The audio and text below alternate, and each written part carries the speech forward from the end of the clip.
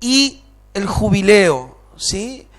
Y entender el reino de Dios tiene su complejidad. Hoy, estos días me escribían por Facebook alguien que no conozco, pero se ve que la tengo de amigo ahí. O sea, no sé quién es una hermana. Y me decía, pastor, ¿usted tendría material para pasarme del reino? Y yo digo, sí, tengo un montón, pero no sé específicamente qué es lo que necesita la hermana. Porque no le voy a pasar todo, sí, porque hablar del reino es tan profundo que no puedo definirlo en una frase. No se puede definir en un solo estudio. No se puede definir en un bosquejo o en una prédica. El reino es tan profundo. A Jesucristo le llevó 3 años y medio ministrarlo. Y después 40 días después de haber resucitado, enseñarle a sus discípulos sobre el reino. Imagínate, 3 años y medio caminando contigo, enseñándote sobre el reino, y después 40 días el resucitado enseñándote más profundidades del reino. Imagínese, si yo lo quiero definir solamente en una enseñanza, en una prédica, no se puede. Pero sí tenemos que tener la expectativa de buscar este reino, de querer dar a la medida de este reino, de poder indagar. Y este reino tiene algo especial que no se compara con nada, que es el jubileo. ¿Y qué es el jubileo, pastor? Porque de eso vamos a hablar en esta noche un poco, entender que este reino de Dios nos trae un júbilo, un jubileo. Y el jubileo era una fiesta judía, obviamente establecida por la ley de Dios, pero todo lo que estaba establecido en la ley tenía que ver con un tipo y una sombra para nosotros, con una analogía, con una representación para nuestras vidas en Cristo. Amén, diga conmigo, en Cristo, no fuera de Cristo, en Cristo. Todo lo que vamos a leer del Antiguo Testamento tiene que ver con una centralidad que tiene que ver con el nuevo pacto, que es Cristo en nosotros, esperanza de gloria. O sea, nunca se debe perder eso de vista, porque todo lo de la antigüedad no es algo que me está viniendo de afuera, sino que es algo que ya está establecido en mi interior. Amén.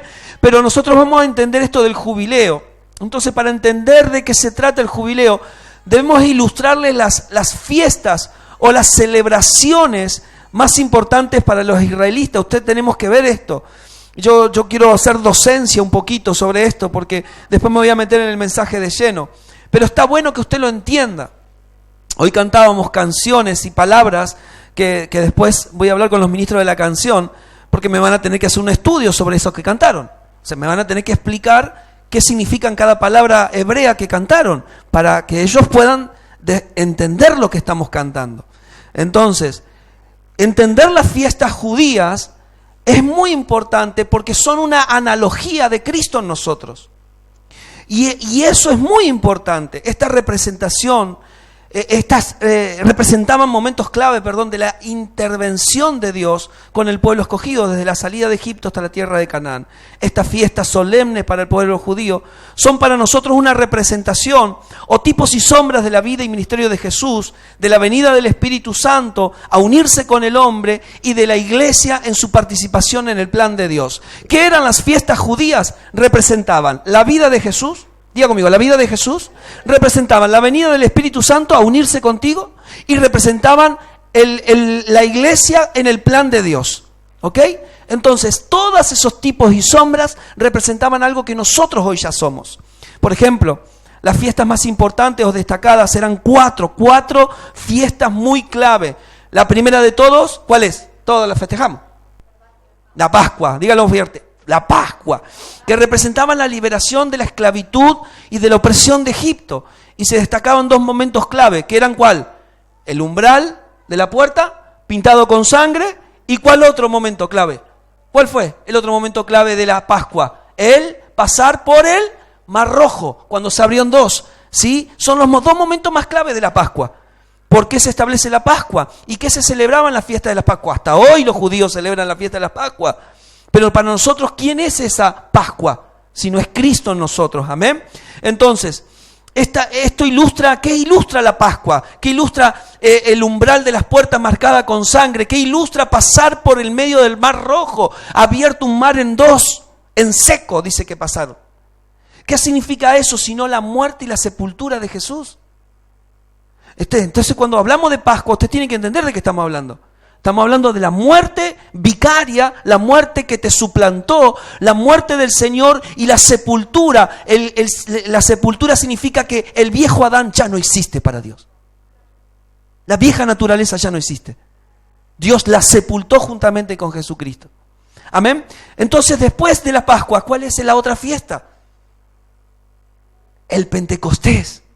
Era otra fiesta muy importante para los judíos, que representaba la celebración de los primeros frutos de la siembra.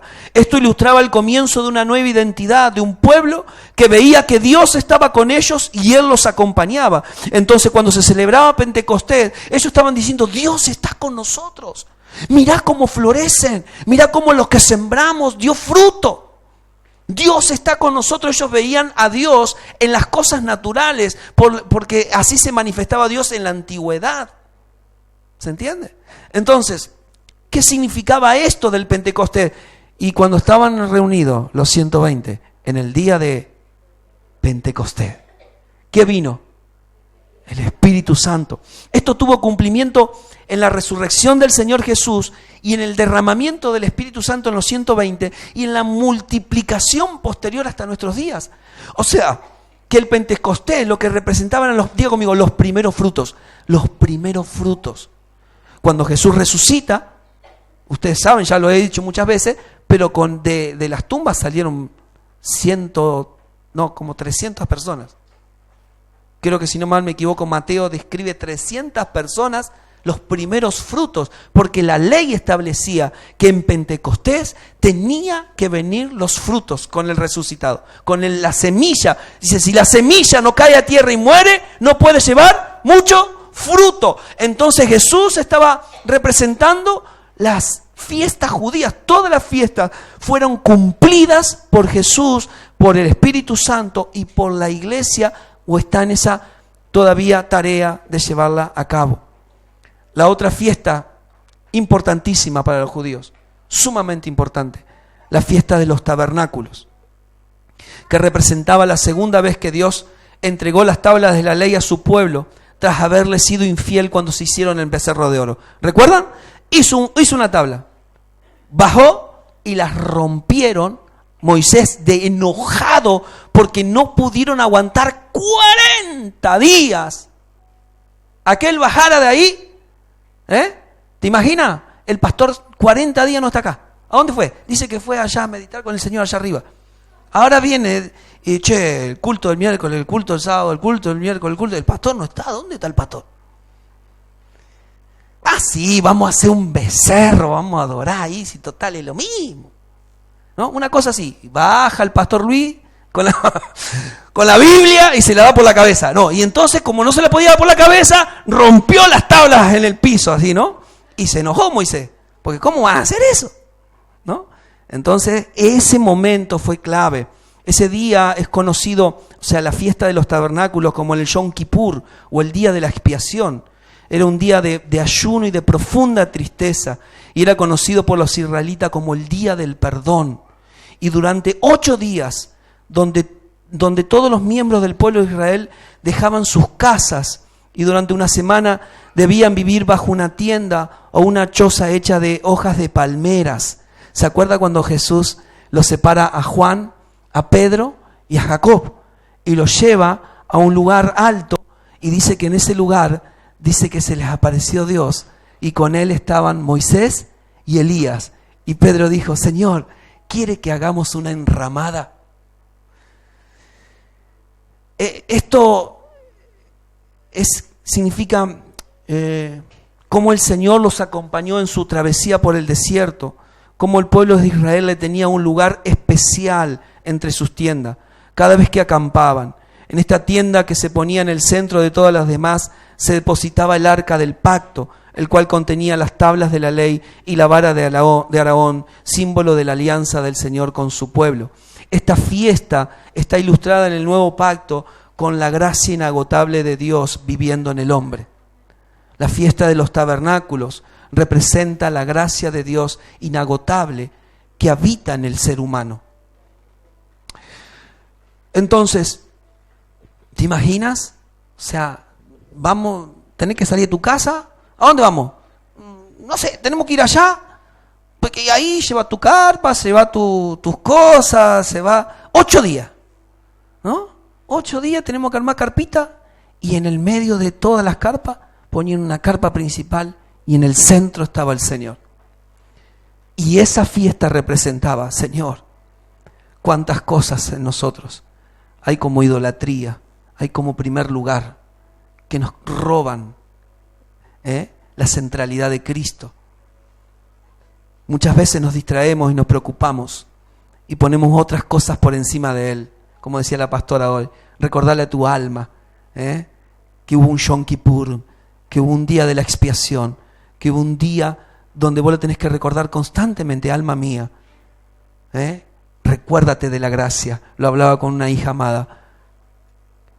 Cuando Pablo se olvidó del Yom Kippur, le dijo, Señor, quítame este aguijón. Y Dios le dijo, que te baste con mi gracia, porque mi poder se perfecciona en tu debilidad. ¿Sí? Entonces, vamos a hablar de la cuarta fiesta importante, que es el jubileo. La cuarta fiesta importante para los judíos, o sea, había muchas otras fiestas entre medio de cada una de esas, pero había otra que está en Levítico 25, por favor vamos a buscar, Levítico 25, 8 al verso 10. Vamos a ministrar dónde se establece esto del jubileo, ¿sí? Muchos creen que esta palabra, ¿no?, viene de Jubal, que fue el primer músico, el primer pastor que inventó instrumentos de música, pero es solamente una teoría que está ahí en Génesis 4. Jubal, el primer músico de la creación, de la humanidad, que establece instrumentos de música, y creen que el nombre jubileo viene de ahí. Después de ahí sale la palabra jubilación o jubilado. Y ahora lo vamos a tratar de entender, ¿sí? Levítico 25:8. Y contarás 7 semanas de años, 7 veces 7 años, de modo que los días de las 7 semanas de años vendrán a serte 49 años. Entonces harás tocar fuertemente la trompeta. En el mes séptimo, a los 10 días del mes, el día de la expiación, haréis tocar la trompeta por toda vuestra tierra, y santificaréis el año 50, y vas a pregonar libertad en la tierra a todos sus moradores. Ese año os será de jubileo, y volveréis cada uno a vuestra posesión, y cada cual volverá a su familia.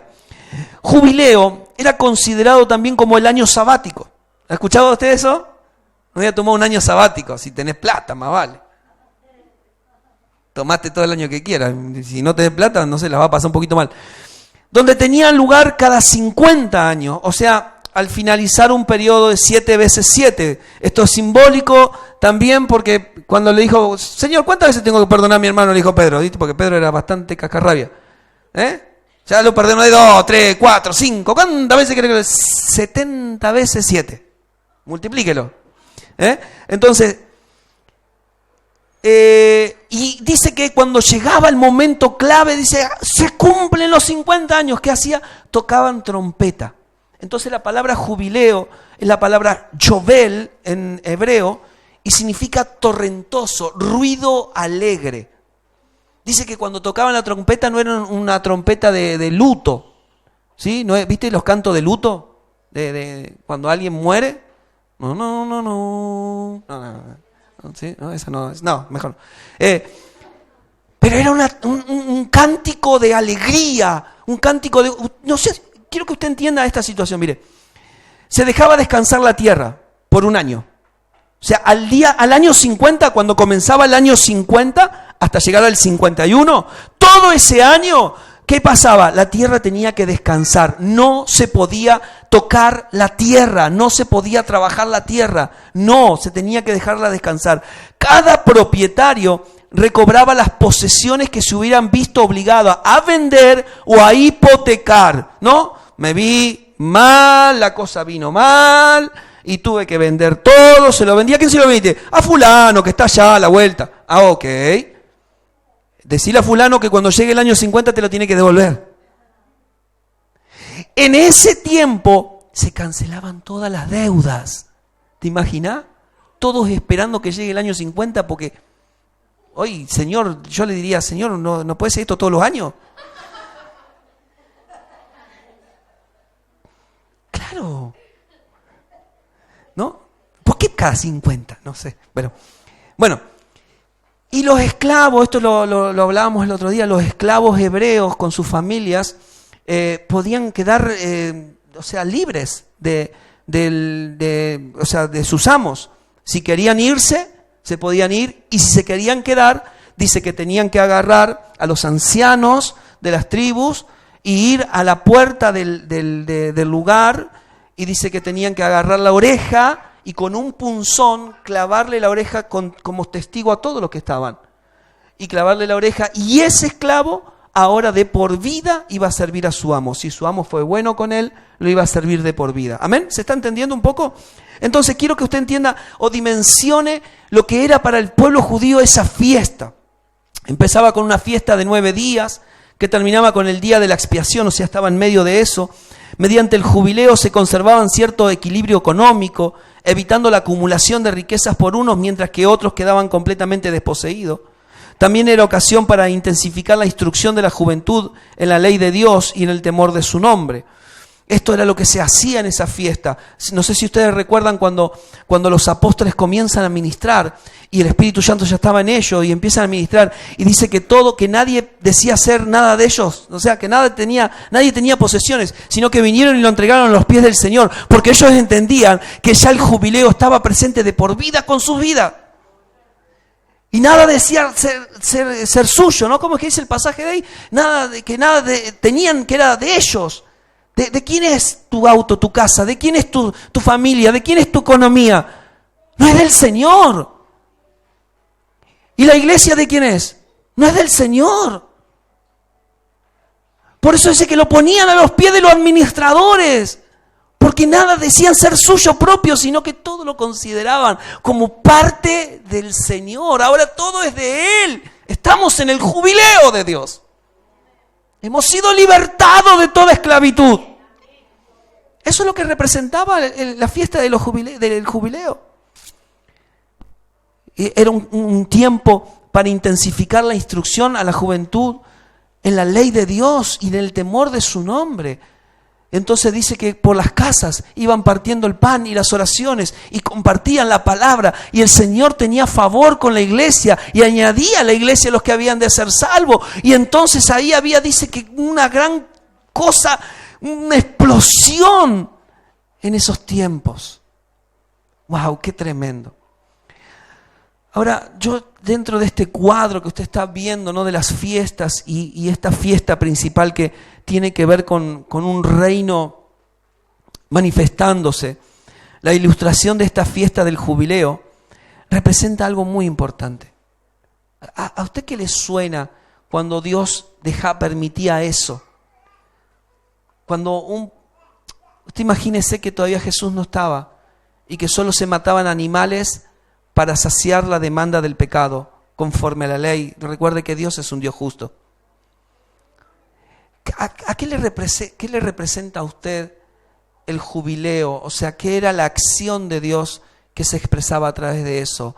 ¿Saben cómo se caratula la fiesta del jubileo? Como la misericordia de Dios. El jubileo, así como la fiesta anterior que nombré, el tabernáculo, representa la gracia de Dios con el hombre, el jubileo representa la misericordia de Dios con el hombre, pero acá entra la iglesia. Decirle que está al lado tuyo, acá empieza el mensaje. Agárrate, Catalina. Porque quiero que busque conmigo, ¿sí? Lucas 6:36. Vamos a leer ahí 2 o 3 pasajes rápido. No sé si rápido, pero sí lo vamos a ir, son constructivos, ¿sí? Gloria al Señor. Saludamos a los hermanos de YouTube, a los hermanos que siguen en Facebook, los bendecimos. Gracias por tomar de este ministerio, amén, lo que el Señor nos dio por gracia. Lucas 6:36. ¿Vamos a leerlo todos juntos? ¿Sí? ¿Me acompaña? ¿Sí? ¿Sí? ¿Los chicos? Los chicos están a full, están reentrenados en la escuelita. Gloria al Señor. Un aplauso para los chicos de la escuelita. Vamos, por favor. Ese aplauso, una pobre fue. Ustedes son ejemplo para acá los que están observando. Miren, vamos a leerlo. ¿Me acompañan, por favor? Sed, pues, misericordioso, como también vuestro Padre es misericordioso. El ejercicio de la misericordia es el jubileo del reino. O sea, quien ejerce la misericordia es alguien que está participando de la fiesta, o sea, de la celebración, del júbilo de Dios. ¿Saben qué es esto? Es la alegría de Dios hacia nosotros cuando usamos de misericordia. ¿Cuántos de ustedes se ponen felices cuando Dios obró en algo en ustedes? ¿Y usted alguna vez pensó en sacarle una sonrisa a Dios? ¿En hacerlo feliz? ¿En darle alegría al corazón del Padre? Este es el sentir de esta administración. El júbilo, Dios quería mostrar lo misericordioso que era con el pueblo basado en la ley. Y en nosotros hoy, esta misericordia nos alcanzó y de todos los días se renueva. Y eso lo sabemos, buscamos en la Biblia y buscamos muchos pasajes de la misericordia. Pero nosotros tenemos que ver cómo nosotros, qué es estar en el reino y celebrar este jubileo, y es arrancarle una sonrisa a Dios. Y ustedes recuerden que Jesús marcó un estándar para nosotros.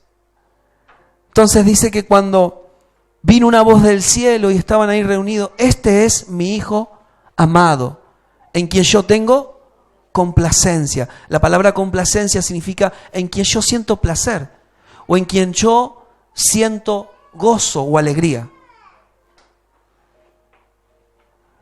Y usted tiene que verse porque usted está en el Hijo. Usted es hijo. Sed pues, ¿cómo dice? Sed pues misericordioso como también vuestro Padre. Entonces, ¿quién le está hablando la palabra? A los hijos. Entonces, lo que tenemos que entender es que esto nos pone en un lugar o nos requiere en un lugar de elevación, ¿sí? Y esto es muy importante que usted lo entienda. Porque usted, cuando hablamos de hijo, no estamos hablando, bueno, soy hijo de Dios, pero ¿qué, eres diferente a él o a ella? ¿Los hijos de Dios son diferentes? ¿Son diferentes en qué? En su carácter humano, pero no son diferentes para Dios. Porque ser hijo, usted tiene que entender esto, ser hijo es una extensión de sí mismo. Una extensión, una prolongación. ¿Alguna vez vio esos muñequitos de papel que se recortaban y que se abrían así como una guirnalda? Eso es ser hijo de Dios. No son individuos separados, sino que son individuos que están unidos por un mismo vínculo. Entonces, esto es lo que se espera de nosotros, que lo mismo que Jesús hizo en el corazón del Padre, nosotros, como esa extensión, también nosotros le demos gozo al corazón del Padre. Le demos alegría, le demos júbilo al corazón del Padre. ¿Me sigue? Bueno, ahora viene la parte donde somos, ¿no?, confrontados. Entonces, si yo me considero hijo de Dios, no puedo no ser misericordioso, alguien compasivo, que se extiende a los demás con las demandas del amor de Dios. Diga conmigo, las demandas del amor de Dios. ¿Usted cree que el amor de Dios no tiene una demanda? Sí hay una demanda. Y son los misericordiosos quienes la ejercen.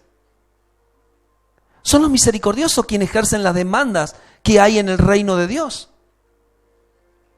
Entonces, cuando los hijos de Dios saciamos esas demandas, hay júbilo, hay toque de trompeta, hay alegría en el corazón del Padre. Por eso muchos, y tómelo como que esto no es para, a mí no me lo están diciendo, ¿no? Se lo estoy diciendo a los que están ahí en las redes sociales. Por eso muchos prefieren vivir una religión antes que vivir en las demandas del reino. Porque el reino tiene demandas elevadas que los hijos de la realeza deben vivir, deben cumplir. Por eso ministrar el reino nos eleva a una posición. Nos saca de nuestras realidades cotidianas, de nuestras rabias, de nuestras broncas, de nuestros problemas, de nuestras dificultades. Nos eleva a una posición donde nosotros ministramos lo que somos como hijos. Por eso nos eleva. El religioso siempre quiere quedarse en el plano de acá abajo. Pero el hijo está constituido en un lugar de elevación, donde ministra lo que su padre es. Si mi padre es misericordioso, yo como hijo se espera que yo ejerza misericordia. ¿Me entiende? Entonces, no le des lugar a que la religión se acomode en tu interior. A que quieras ahí como, ¿no? Si total sirvo a Dios. Si total voy a la iglesia. Si total hago para Dios. Sí. Ustedes dan sus diezmos, dice Jesús. Ustedes hacen oraciones. Ustedes hacen esto. Pero se olvidaron lo más importante que era. ¿Lo recuerdan ese pasaje? La misericordia. Entonces, para Dios, una cosa es para nosotros el jubileo. Para nosotros es alegría, Dios me sanó, Dios me hizo libre, Dios me prosperó, Dios me bendijo. Gloria al Señor por eso. Y si no ocurrió, va a ocurrir en cualquier momento. Porque para los hijos de Dios, Él es el deseo del Padre, que no vivan en esclavitud, ni bajo la condenación de este mundo. Ahora bien, nosotros como hijos tenemos que satisfacer las demandas del corazón del Padre. ¿Se entiende? Entonces Efesios 5:1, hijo, dice: sed pues imitadores de Dios como hijos amados. Sed, ¿vamos a leerlo juntos? Sed pues imitadores de Dios como hijos amados. Entonces yo tengo que conocer el corazón de mi Padre. Yo no puedo imitar a Dios si no conozco el corazón del Padre. Debo conocer su corazón para poder dar lo que de Él he recibido. Son casi 2 versículos idénticos, ¿no? Sed pues misericordioso como vuestro Padre. Sed pues imitadores. Algunos consideran que Lucas y Pablo eran primos hermanos. No está registrado en la Biblia, pero los historiadores consideran que había un vínculo de parentesco entre ellos. Son casi 2 versículos idénticos que expresan una misma idea, un mismo sentir. Y rescato la palabra con la que comienza. ¿Con qué palabra comienzan los 2 versículos? Ser, dígalo fuerte. Ser. Son idénticos estos casi. O sea, aunque Él nos hizo sus hijos, tú no te hiciste hijo de Dios, Él te hizo. ¿Sí o no? Él te hizo, tú no puedes, no tienes la capacidad. No hay nada humano que yo pueda decir, yo voy a hacerme hijo. No, Él te hizo, Él te engendró, Él te resucitó, Él fue el que comenzó. Él nos hizo sus hijos, pero nosotros debemos aprender a ser hijos de Dios. ¿Sí o no? Él te hizo hijo, Él te hizo hija, pero tú tienes que aprender a ser lo que Él ya te hizo. Si Él te hizo su hijo, tú tienes que aprender a desarrollar la vida de hijo de Dios. Ser misericordioso, ser imitadores de Él, ser. Hay una palabrita que ahora vamos a buscar. ¿Dónde la puse? Está más adelante. Entonces, así que la misericordia no es algo que se puede actuar. o algo que quiero copiar. Es algo que debo ser. ¿Sí? Es algo en lo que debo convertirme. Esto nos habla de la naturaleza de real, creciendo y desarrollándose en nosotros. Y esto es motivo de júbilo para Dios. O sea, cuando alguien ejerce misericordia, cuando alguien vive la misericordia, es el motivo primario, el motivo principal de que le saca una sonrisa a Dios. Le saca una sonrisa a Dios. No sé si te levantas pensando en esto. Hoy voy a hacer que mi papá sea feliz. Con mis actitudes, con el ejercicio de... Como que están así como... Están congelados. ¿Qué pasó? ¿Le pusieron pausa? Play. Yo no sé si está entendiendo. No, voy a dar vuelta a esto porque me pasa que no me están entendiendo. No. Gloria al Señor. Entonces, nosotros tenemos que entender que esto es muy importante en el plano de Dios. Yo considero que quien busca saciar la demanda del corazón del rey, ¿viste que los reinos tienen un bufón? ¿Sí? No es la idea. Pero ¿por qué se contrataban a los bufones en los reinos? Exactamente. Sacando lo burdo de eso, es los servidores del reino, los hijos del rey. Debemos elevar esa demanda en nosotros. Quiero hacer reír a mi Padre. Quiero que mi Padre sienta alegría, gozo con mi vida, porque estoy ejerciendo la misericordia. Considero que hay fiesta en los cielos. ¿Cuántos dicen amén? Cuando Cristo va siendo formado en nosotros y esa vida comienza a manifestar evidencia en nosotros. Empieza a haber una evidencia de que Cristo se está formando en tu interior. Si lo puedo discernir yo, a veces como pastor, y no tengo toda la habilidad, obviamente, que tiene el Espíritu Santo, quien le comunica al corazón del Padre, mira a esta extensión de Cristo, cómo está ejerciendo la misericordia, porque sin comenzar con la misericordia nada de lo demás se desarrolla. El amor de Dios es una naturaleza en nosotros, pero ¿cómo ejerzo esa naturaleza que está en mí? Por medio de la misericordia.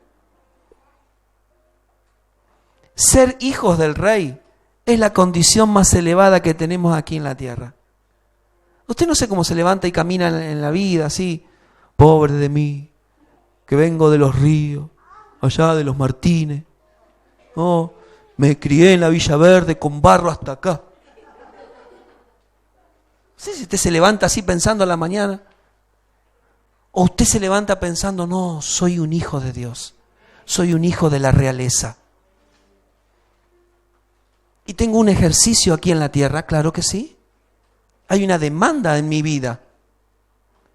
Decirle que está al lado tuyo, hay una demanda en tu vida. ¿Más, pastor? Esta es una demanda santa. Es una demanda pura. Es una demanda noble. Sed misericordioso como vuestro Padre es misericordioso. Sed imitadores de Dios como hijos amados. Es una demanda, es algo que satisface el corazón del Padre. ¿O no? Sí. Amén, gloria al Señor.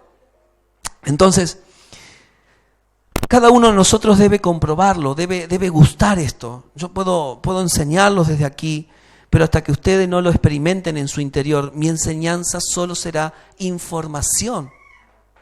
Yo puedo poner todo mi deseo de impartir una palabra en tu corazón, pero si tu corazón se cierra, la palabra cae. Yo puedo preparar un mensaje, elaborar, quemarme las pestañas, ministrar al Espíritu Santo, Señor, por dónde vamos, qué compartimos, y ponerme a escribir y dedicarle tiempo. Y ustedes no saben lo que se elabora un mensaje, lo que lleva, lo que conlleva, las distracciones en los momentos de horario de trabajo, estar en oración y no dar cualquier cosa, sino poder ministrar algo coherente con la verdad y con lo que ustedes son para el Señor. Eso lleva una demanda, eleva una demanda.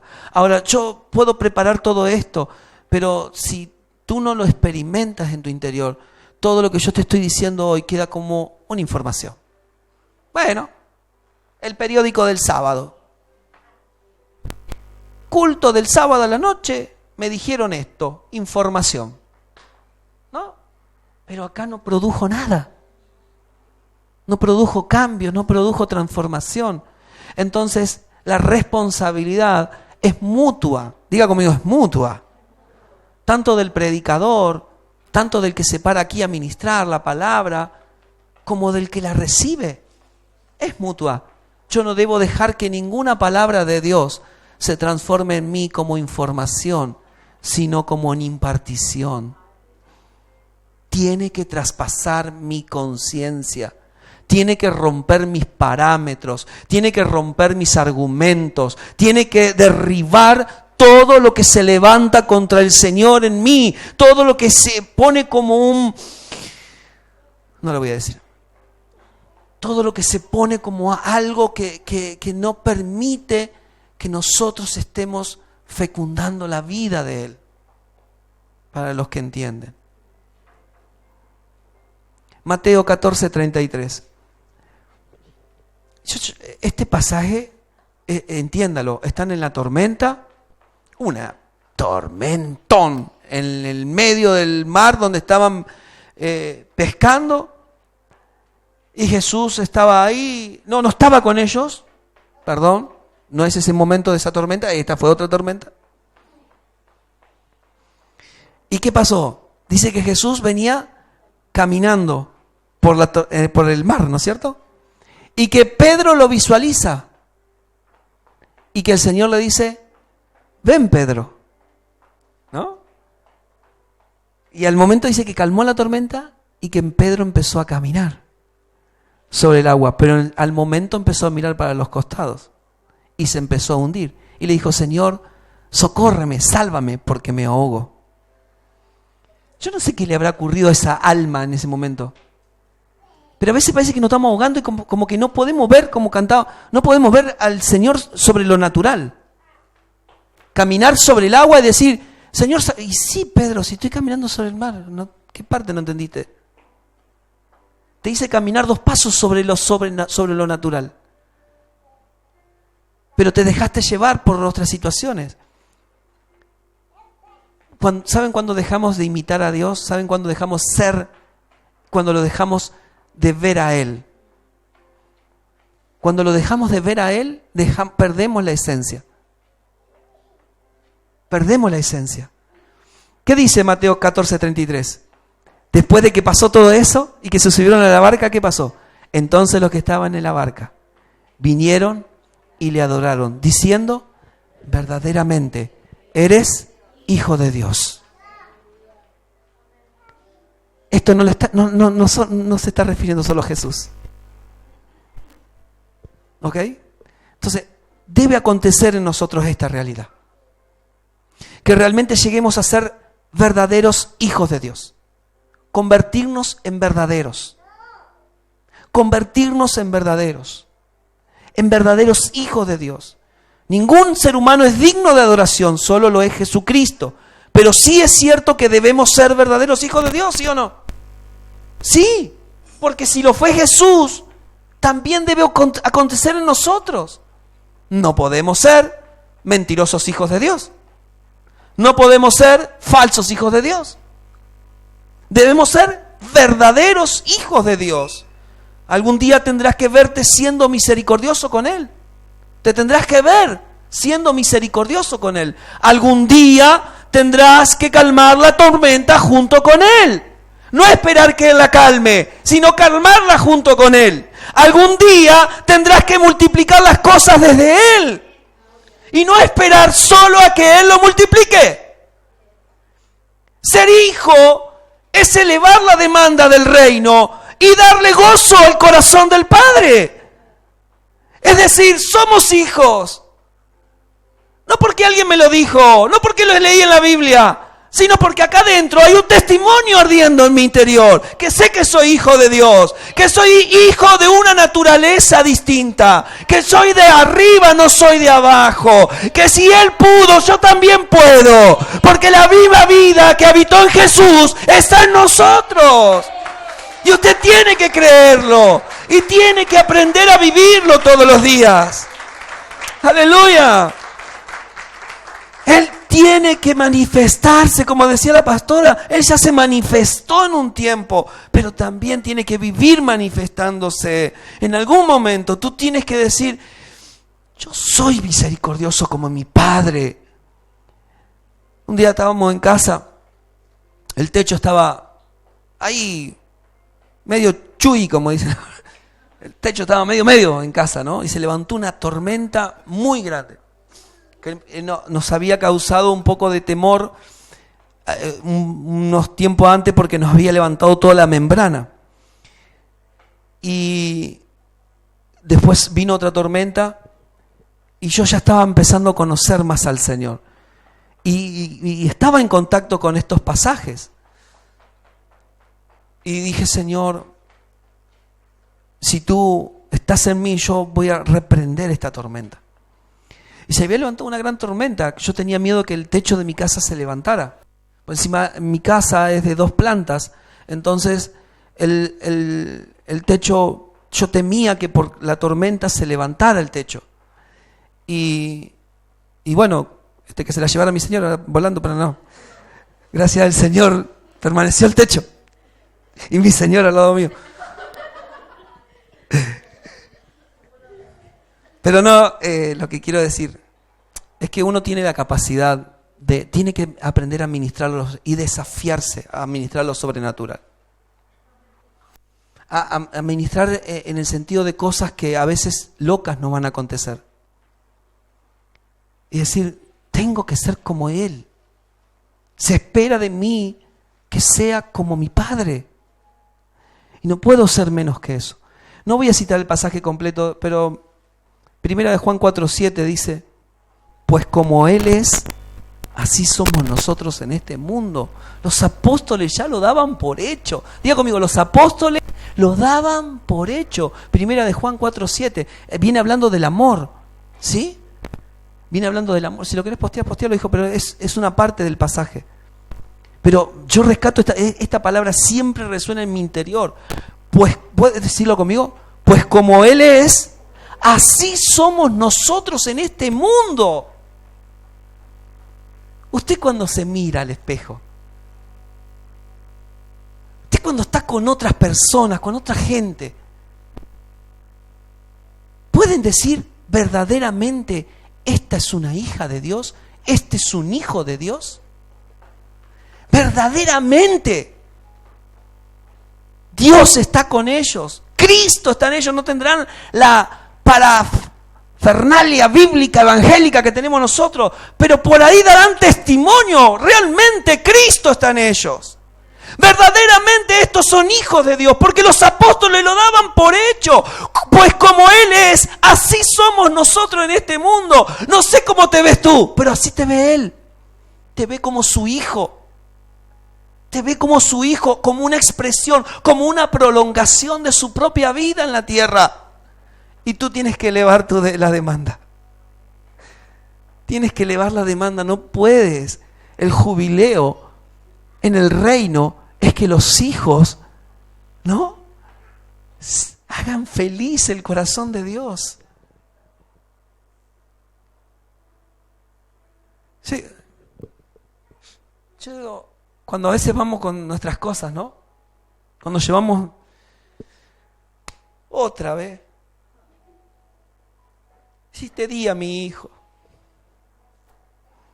si te di mi palabra, si te di mi Espíritu Santo, si te di a la iglesia, si te di tantas cosas, ¿por qué no lo podemos ver? ¿Por qué a veces nos dejamos saturar o rebalsar por las cosas de este mundo. ¿Somos como Él? Esta es la pregunta que quiero. ¿Estamos imitando a Dios? ¿Somos realmente misericordiosos? ¿Nuestras vidas son motivo de júbilo para el Rey? Yo sé que Él está feliz porque Cristo vive en ti. Pero retribuimos esa felicidad. Decimos, hoy me voy a levantar, hoy tengo el deseo de levantarme, Señor. ¿Dónde hay un demonio para comerme? Un demonio de amargura, de tristeza. ¿Dónde hay un espíritu raro ahí que ande dando vuelta? De rencor, de raíces de amargura, de falta de perdón. ¿Dónde hay una cosa rara ahí? Que no tenga nada que ver contigo. ¿Dónde hay escasez, Señor? Porque en tu reino no hay necesidad. Ni la polilla ni el hollín pueden corromper lo que está en tu reino. Tiene que levantarse una generación de hijos que tiene que entender el lugar que Dios le dio, el lugar de la realeza a la que pertenece, que no son de acá abajo, que son de allá arriba. Mira, ser un evangélico más entre todo lo evangélico que hay es recontra fácil. Siempre lo dije, te compras una Biblia, te viste como evangélico, entras por una puerta como esta y te sientas acá y eres un evangélico más. Perdón pero ser hijo. Sed pues misericordioso como vuestro Padre. Sed imitadores de Dios, así como Él es, ustedes son en este mundo. Eleva la demanda. Eleva la demanda. Y nosotros tenemos que, quiero darle alegría al Padre. Quiero darle alegría al Padre. Hay una demanda y no requiere demasiado ser evangélico, pero ser como nuestro Padre, ser un verdadero hijo, ser como Él es.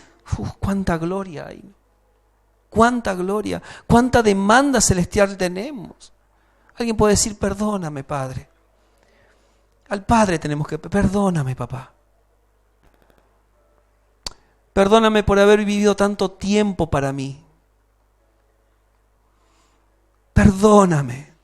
¿Saben lo que hacía Jesús cada vez que caminaba en la tierra? Le daba gozo, alegría al corazón. Este es mi Hijo amado, en quien yo siento placer, en quien yo me gozo. Este es mi Hijo, David, Juan, Gabriel, Luis. Esta es mi hija, Débora, Valeria, Melina, Blanca, Dayana. Estos son mis hijos, en que cuando se mueven y ejercen mi vida, ejercen la condición de hijo, yo estoy de júbilo con ellos, hay jubileo, hay liberación en las cosas que ministramos, en las cosas que tenemos. Somos libres de este mundo. Hay gozo en el corazón del Padre. Perdónanos, papá, perdónanos. Ya lo sé, hijo. Ya lo sé, hija. A veces mi paciencia y mi gracia nunca dejan de ser hasta que Cristo sea formado en ti. Amén. ¿Saben qué? La mayoría de los teólogos coinciden en que los pasajes bíblicos que más identifican el jubileo, la fiesta del jubileo, son las profecías encarnadas por Jesús en Isaías 61 y expresadas en Lucas 4. ¿Sí? Vamos a leer los dos pasajes para ir cerrando.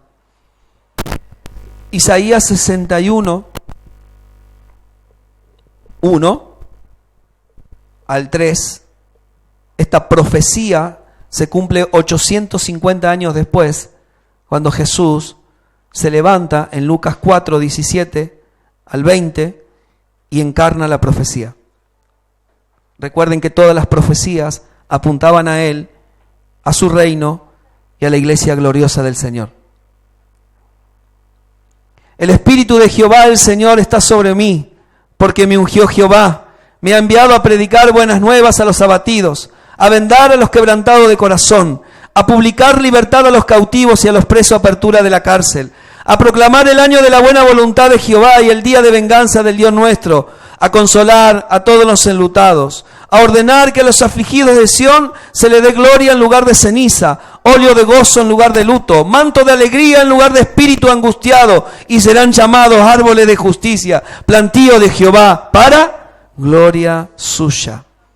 Encarnación de esta profecía, Lucas 4:17. Y se le dio el libro del profeta Isaías, y habiendo abierto el libro, halló el lugar donde estaba escrito: el Espíritu del Señor está sobre mí, por cuanto me ungió para dar buenas nuevas a los pobres, me envió a sanar a los quebrantados de corazón, a pregonar libertad a los cautivos y vista a los ciegos, a poner en libertad a los oprimidos, a predicar el año agradable del Señor. Y aquí intencionalmente el Espíritu saca el día de venganza de Dios. ¿Por qué? Porque Él fue el cumplimiento de ese día de venganza. El cordero inmolado que fue sacrificado. Y termina diciendo, y enrollando el libro, le dio al ministro y se sentó, y los ojos de todos en la sinagoga estaban fijos en él. Quiero terminar con esto. Si usted se pone de pie junto conmigo.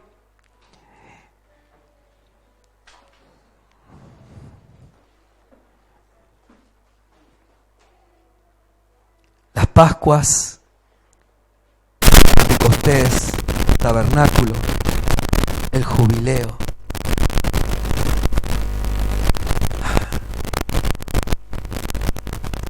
Muchos consideran que este fue el cumplimiento del Jubileo. Y cuando usted lo lee, se detallan 7, diga conmigo 7, las 7 demandas del Espíritu, o el Espíritu de júbilo que se espera de los hijos del Rey. Diga conmigo, esto se espera de mí en Cristo. Esto se espera de mí en Cristo. ¿Qué cosas? Número 1, los hijos saben que el Espíritu de Dios está fundido en ellos. Tienes que saberlo. Nunca te prestes a la duda. ¿Será que Dios vive en mí? ¿Será que el Espíritu Santo está en mí? Nunca. Si crees que Jesucristo es el Señor, perdonó tus pecados y resucitó de entre los muertos y está sentado a la diestra de Dios Padre, jamás dudes de que el Espíritu Santo está impartido en ti. Número 2, los hijos son ungidos para dar buenas noticias. Decirle que está al lado tuyo, tenés la unción del Santo. ¿Sabe que esto de la unción tiene que ver con un aceite frotado en nuestro ser? Como se ungían a los sacerdotes de la antigüedad. Y dice que el amor de Dios ha sido derramado en nuestros corazones, como quien derramaba un aceite cuando iban a ungir un rey. Llevaban el aceite y este rey es para el Señor, y ponían sobre David el aceite y se la echaban de la cabeza hasta los pies. Diga conmigo, de la cabeza a los pies, el amor de Dios ha sido derramado en mi vida. Usted tiene la unción del Santo. Usted no necesita de ningún ungido, porque usted tiene al ungido. Número 3, los hijos tienen el poder de sanar los corazones destruidos. Diga conmigo, yo tengo el poder de sanar los corazones destruidos, los corazones quebrantados, los corazones hechos añicos. Yo tengo el poder de hacerlo. Yo tengo eso, porque si lo tengo a Él, tengo la capacidad de hacerlo. Número 4, los hijos son anunciadores de libertad a los cautivos por el pecado. Usted tiene que anunciar que alguien ya pagó. por sus pecados. Ya Dios no te está buscando para condenarte. Ya todo fue saldado en esa cruz. Hay libertad para los que están en prisión. Los hijos son luz para los ciegos espirituales. Diga todo que sepamos, Dios, yo le daré luz a los que están ciegos. Si tú eres eso, eres hijo de Dios. Número 6, los hijos son libertad para los oprimidos. ¿Qué diferencia hay entre anuncia la libertad de que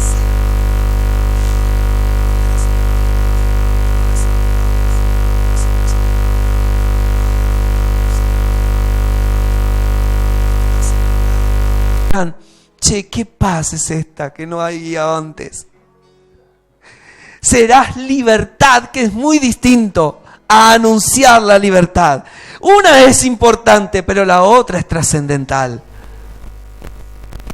No puedes no ser un hijo de libertad, porque donde está el Espíritu de Dios, allí hay libertad. Aleluya. Número 7.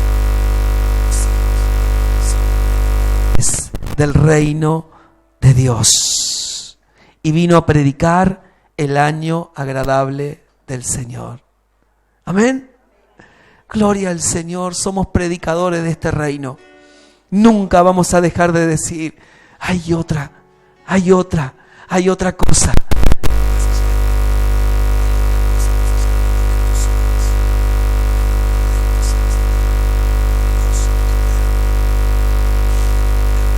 Aquí